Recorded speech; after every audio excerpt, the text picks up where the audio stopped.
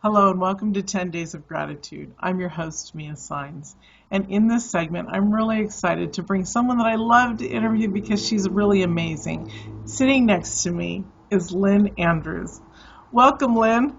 Oh, thank you, Mia. Thank you so much for having me on. It's lovely. I'm happy to have you on. I just love your stuff. So I'm going to boast a little bit and then I'm going to pass it over to Lynn. But Lynn has a huge series of the Medicine Woman books that you all already know and love. And she has her mystery school that we're going to talk about. There's just so much beauty as a shaman and just beauty in her essence that she shines forth. So, Lynn, will you share with us about your books? I know that you've got a printed thing of all your books, but tell us about there's a huge series of Medicine Woman books, and you have other ones. So, tell us a little bit about that.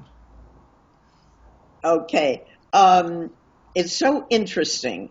I've written 20 books in longhand because I don't type and I'm certainly not computer literate. And so I'm enjoying this very much. I love Skype. My books are about myself. They're autobiographical, and they're about my life as a healer and working with women of power all over the world. So when I was in Australia, for instance, I wrote Crystal Woman. When I was in Tibet and Nepal, I wrote Windhorse Woman.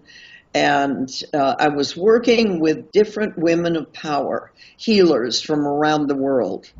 So I've been in the Yucatan, and I wrote Shikai in Japan, and I wrote, I've written all over the world. Mm-hmm. And it has been a joyous and an extraordinary, a difficult journey, mm-hmm. but one where I have learned a universal consciousness. It isn't Native American, say, or tribal wisdom. It's wisdom that has been held by women, grandmothers, passed down to the daughters, usually just to women, not that the males aren't just as fabulous as the women, but in a different way. Mm-hmm. But in ancient times, this is thousands of years old, in ancient times, it was the women who usually, and the children, who usually survived war. And there were many wars. Unfortunately, human beings simply can't seem to take their consciousness and evolve out of wars, even today. It seems that way, doesn't it? Yeah, it's awful.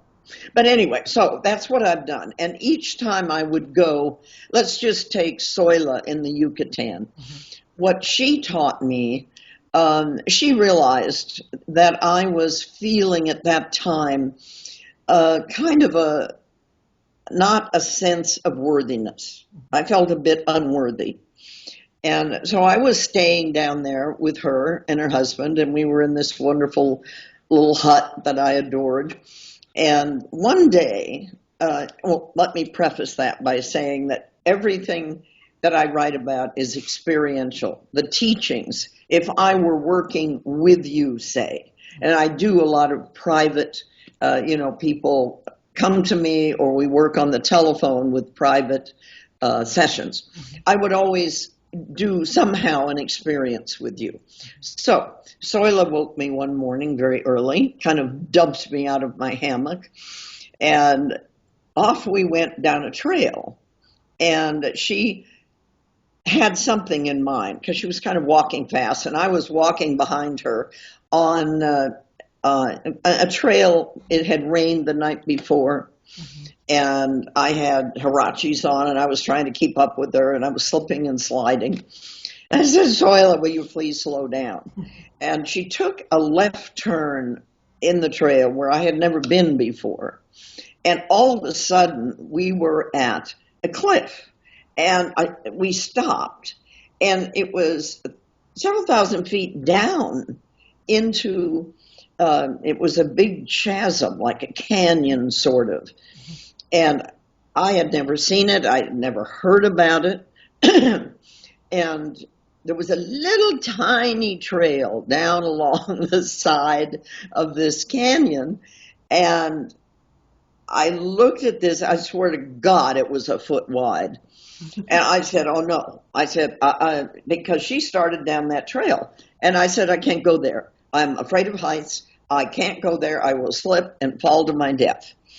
And I was practically screaming and crying, and I didn't want to go. And you've got to understand that when you're working with one of the women, these elder women, by the way, from the Sisterhood of the Shields, that if you do not do what they're telling you to do, they'll never dream you again. They would have just dropped me and walked away. Mm-hmm. So I'm yelling at Soila, and she looks back at me and she said, if you do not follow me, I will stop dreaming you forever. And so I did. I followed her. And I knew I was going to die. That's all there was to it. And I followed her down the trail, and she went way off ahead of me. And I turned. There was this nicho in the wall of the canyon, and she had told me that she was going to leave something for me and to take it. Mm-hmm. When I saw what she had left, it was this magnificent burnished ruby. Mm-hmm. And it was a ruby that we use in ceremony. And I was so awestruck by its beauty against the clay of the canyon, you know. Mm-hmm. And I looked at it and I thought, I can't take that. I can't take that. I'm not worthy of that. And so I didn't take it. And so I walked back down the trail and got down to the bottom. And Soila was sitting, you know, up against a tree. And I could tell she was not happy that I had not brought that. And she didn't say anything.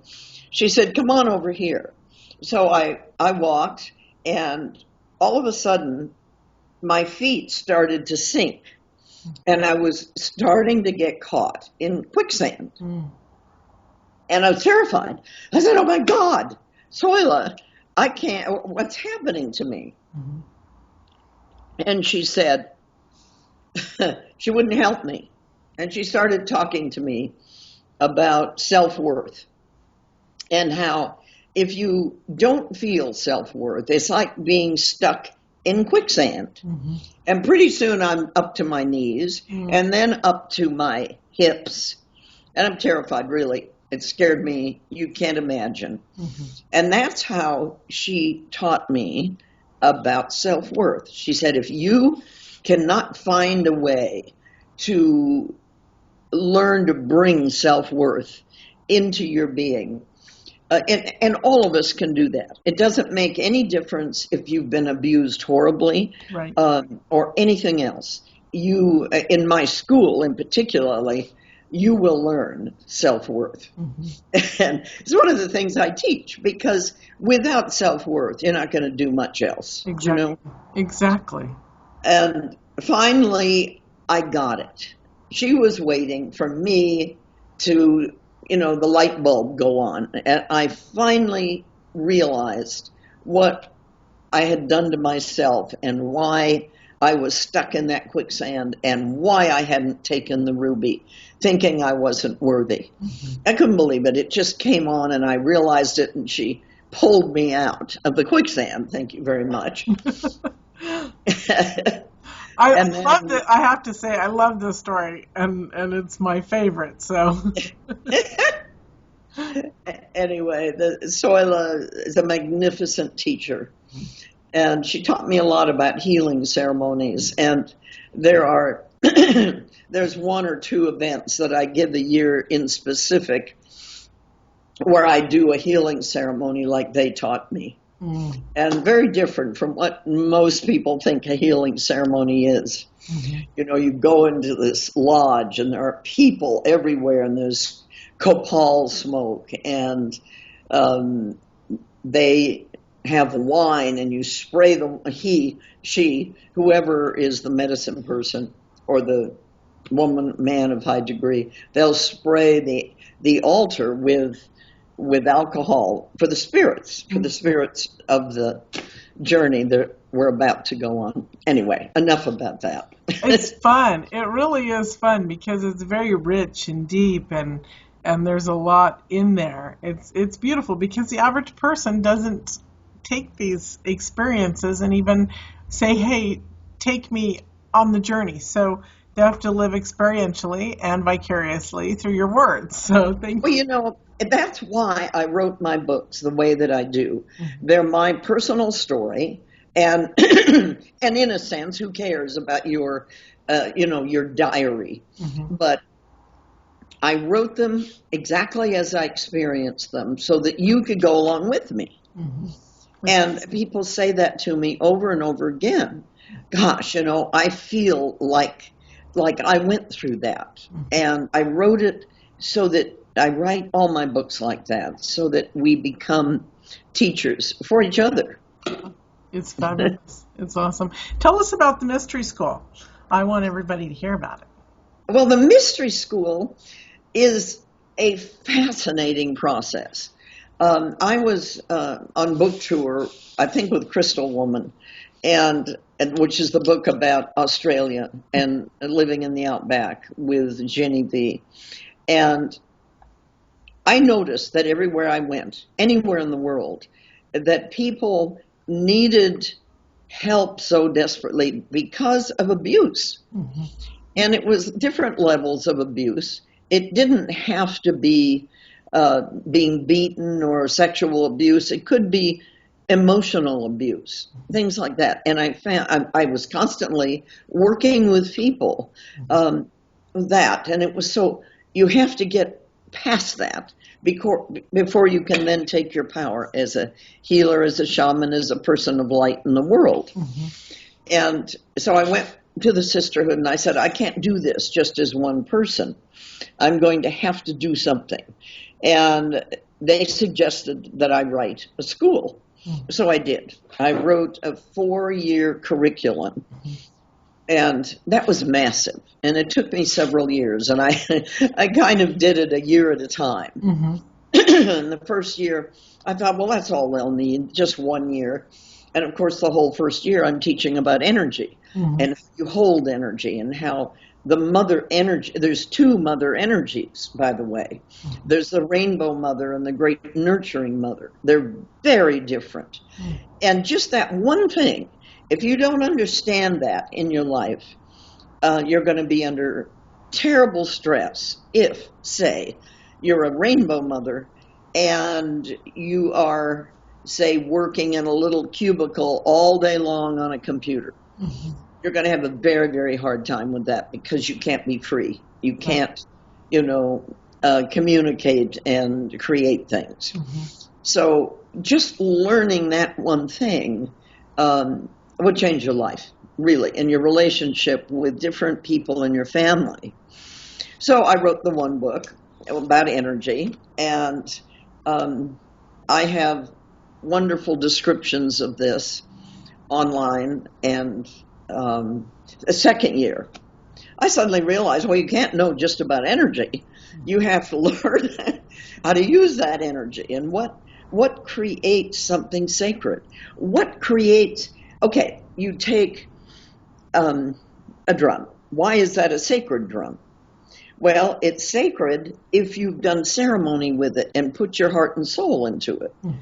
And that it understands your beauty and the beauty of your relationship with the Great Spirit, with the divine, with the goddess beings.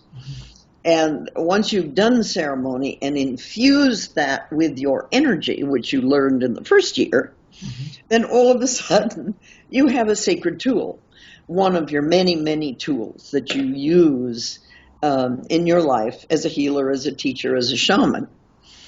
And so that's the second year. And the third year is what to do with these beautiful power things that you've created, what to do with yourself, and more healing with your own soul.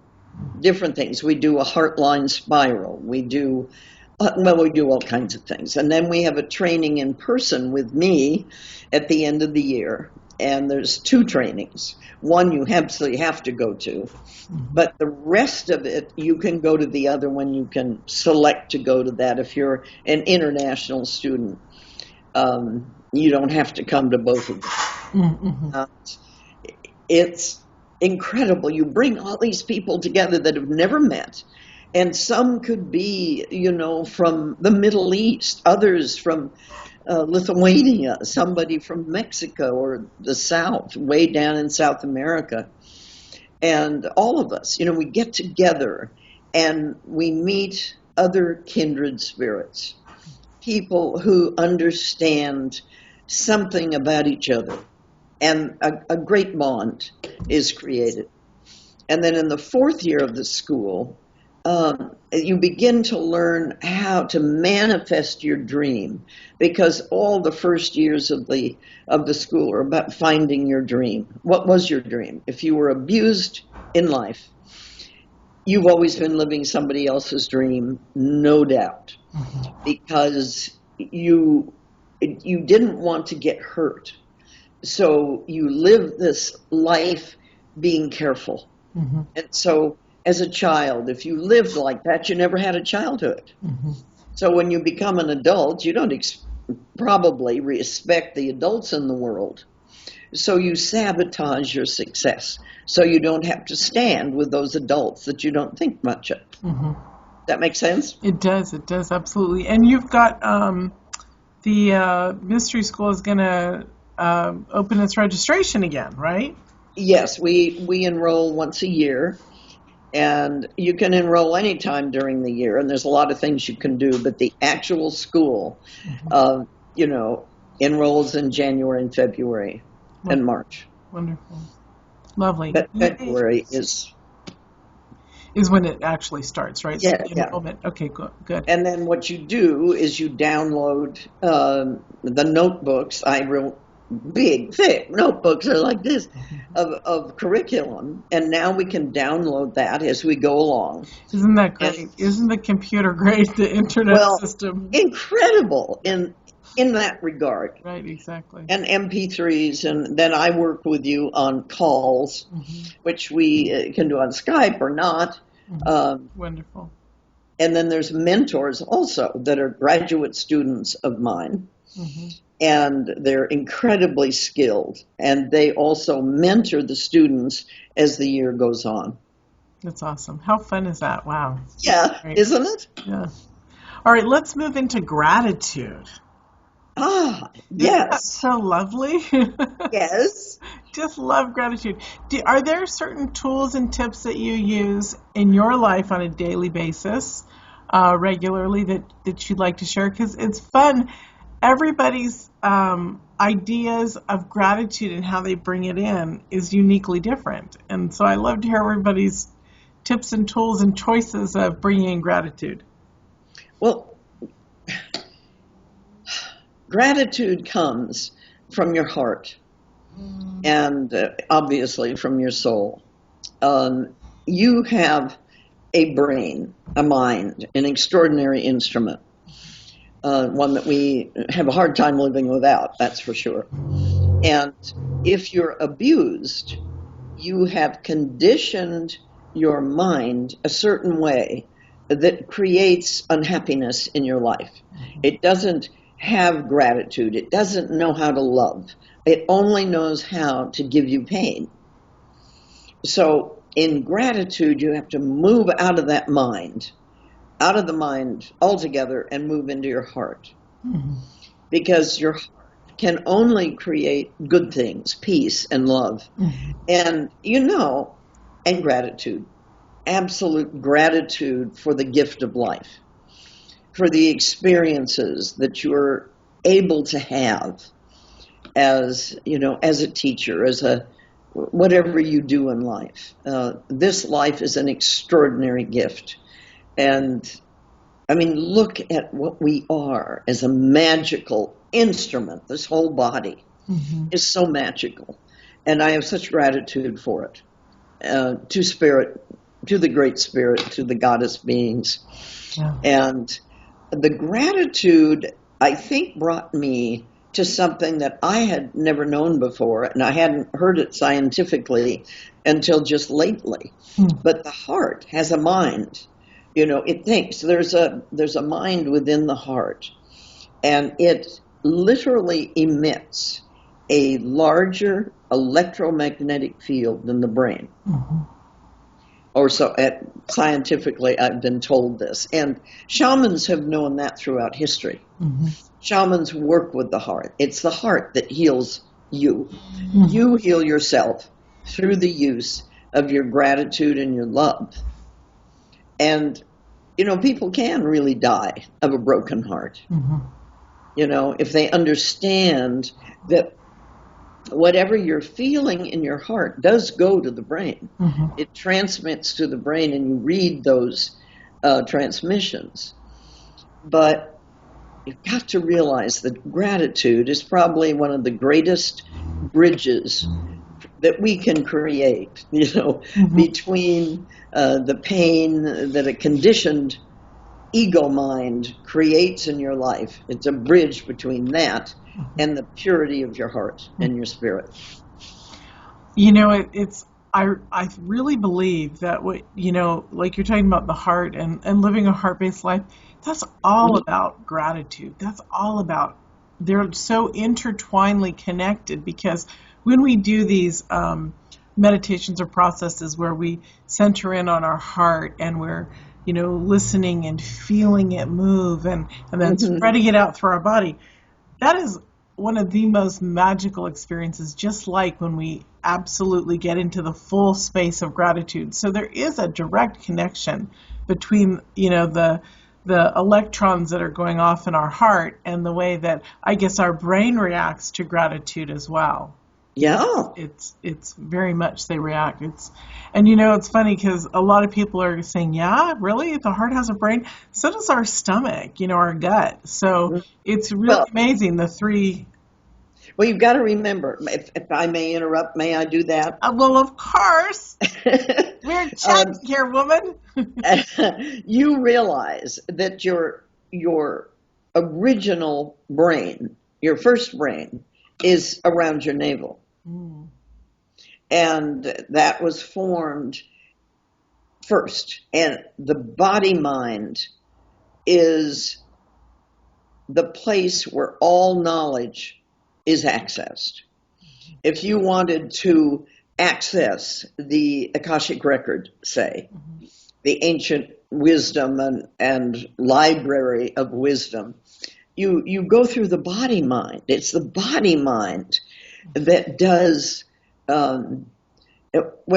channels, that brings in an understanding of me looking at you and being able to see the lights around you. Yeah. And you're sitting in front of that beautiful pink, and it flows. Well, it's beautiful because it flows into your heart energy, which is so green.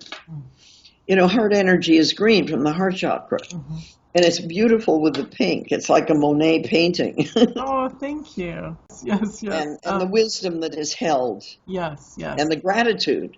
I mean, if there is a place of gratitude, it's in your body-mind, because that is the origin of life within you. And it furls out from there, you know, in the sacred spiral. Yes. There's also so much memory that is in there. It's amazing. It truly is amazing. We experience these different moments in time, and it's like, wait a minute, that was a deja vu. Well, it's what it is it's a memory that flows through us. So it's really beautiful. So you know how some people have little tools and tricks for gratitude, where they write things in tools and tricks for gratitude, where they write things in journals, or they scream it to the moon, or no, actually that one's for you. Is there also some other type of tools that you do? Is it your meditation that brings you into gratitude? Is it your, you know, is it standing in front of the moon? Well, here we go, and I'm pulled back to the moon with you. Is it standing in front of the moon and just, you know, absorbing that grace? I do a lot of that in wonderment. The moon is so magnificent. And particularly when you go to different parts of the world, you know, it's different. Yes. And the sky is so different, and it's so beautiful. I love it, and it's such a mystery in so many ways. Gratitude in terms of the moon. I forgot your exact question. Forgive me. Well, just, what are your little things Oh, the about ways. gratitude that you do? And then I could just see you standing in front of the moon. Well, when I work with people on a one-to-one basis, over the phone, I love to work over the phone because you go directly into each other's heart and brain and body mind. And there, you're not thinking about Distracted, yeah. You don't get distracted. It's wonderful. And I have great gratitude for how we can convey different energies, and how we can channel and how that comes through, and you can actually help people to see themselves.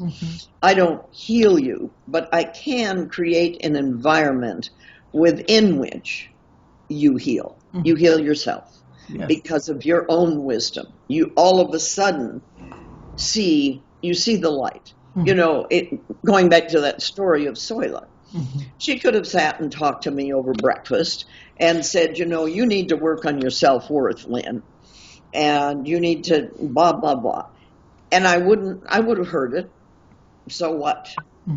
But having had that experience of my lack of self-worth and finally gaining a true understanding of it, which then usually heals it, a true understanding. And there's difference of night and day, and I'm so grateful for that. I'm so grateful that I actually know how to do that and how to bring people into a place of healing. If a person is thinking a certain way, they have a frequency, a vibration, a frequency, a true frequency. Yes. Thoughts create a frequency. And if you think of yourself as ill, say, you're going to be ill. But if you change that thought, truly change it, where you actually believe it, then the frequency changes and the disease can't live there, whatever it is that's afflicted you. Right. Even if it's just your own mental inner critic self-sabotage against yourself. Absolutely. Exactly. And I am so glad that I got to interview you again. I've gotten to interview you quite a few times now, and I'm just thrilled pink about it. I love it. Thrilled pink. You are pink.